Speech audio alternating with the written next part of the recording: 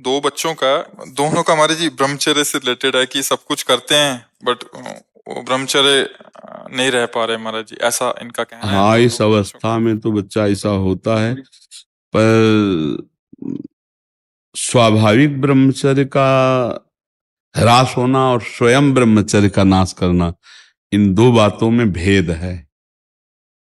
एक परमहंस श्री ओंकारानंद सरस्वती से जब हमारा नैष्ठिक ब्रह्मचर्य का समय था 17-18 वर्ष के, तो उन्होंने कहा था कि अपने हाथ के द्वारा कोई क्रिया या किसी कुसंग के द्वारा कोई क्रिया ना हो, और स्वाभाविक ऐसे, तो जैसे दाल में उफान निकल जाता है, ऐसे वो वीर्य का उफान होता है, ना कि वो ब्रह्मचर्य नष्ट माना जाता है।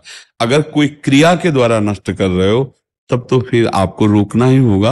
और उस स्वाभाविक स्थिति के लिए जैसे 2 किलोमीटर दौड़ लगाओ, 2-4 लीटर पानी शरीर को, जो पेट साफ रहे, नस नाड़ियों से गर्मी शांत रहे, नहाने के समय उदर में ज्यादा ठंडा पानी ऐसे डाले, कुछ देर प्राणायाम व्यायाम करे, सात्विक आहार करे, गंदी बातें न सुने न देखे न मिले, तो मुझे लगता है ब्रह्मचर्य बच्चा पक्का हो जाएगा। अपने हाथ से अगर ब्रह्मचर्य नष्ट किया जाए तो फिर अभ्यास बन जाता है, फिर वो अभ्यास कसम खाने पे भी नहीं छूटता। यदि ऐसी कोई गंदी बात है तो उसे छोड़ना ही आपको पड़ेगा। उसके लिए कोई जादू तमाशा तो आता नहीं, आपको नियम लेना पड़ेगा। देखो, आपको ग्लानि तो है ही, तो आप उसका सुधार करने के लिए, मुझे लगता है कि स्वाभाविक ब्रह्मचर्य 6 से किसी को ग्लानि नहीं होती।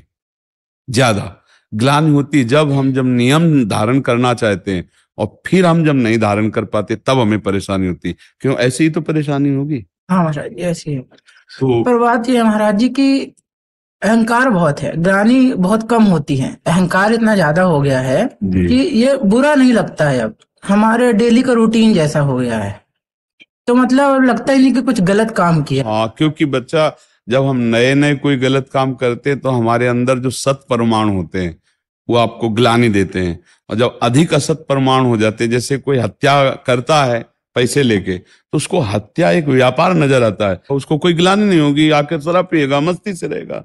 उसको उसके सत परमाणु नष्ट हो चुके हैं। जैसे अभी अपने प्रश्न करता पीछे से कि हम जब गाली या कुछ ऐसा कटु बोलते हैं तो हृदय दुखी हो जाता है, कितना पवित्र परमाणु है जो गलत बोलने पर भी हृदय को दुख देते हैं।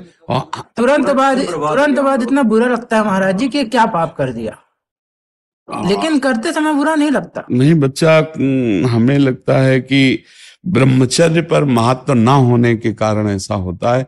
नहीं, ब्रह्मचर्य पर महत्व हो और बुरा लगे, फिर अगली बार हम उसको सुधार ना पाए, ऐसा कैसे हो सकता है?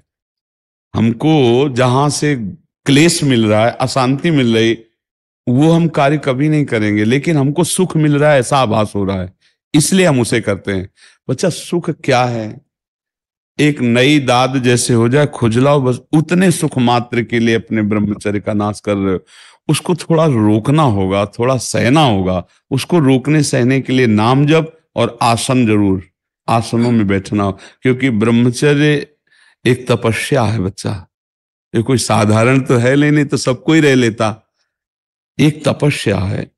सात्विक भोजन, कब्ज ना रहना, प्राणायाम व्यायाम, और ये पक्का समझना कि मुझे किसी भी स्थिति में ब्रह्मचर्य भंग नहीं करना। संतानोत्पत्ति गृहस्थ के लिए तो वो अनिवार्य विषय है, अनिवार्य विषय है, वो तो कर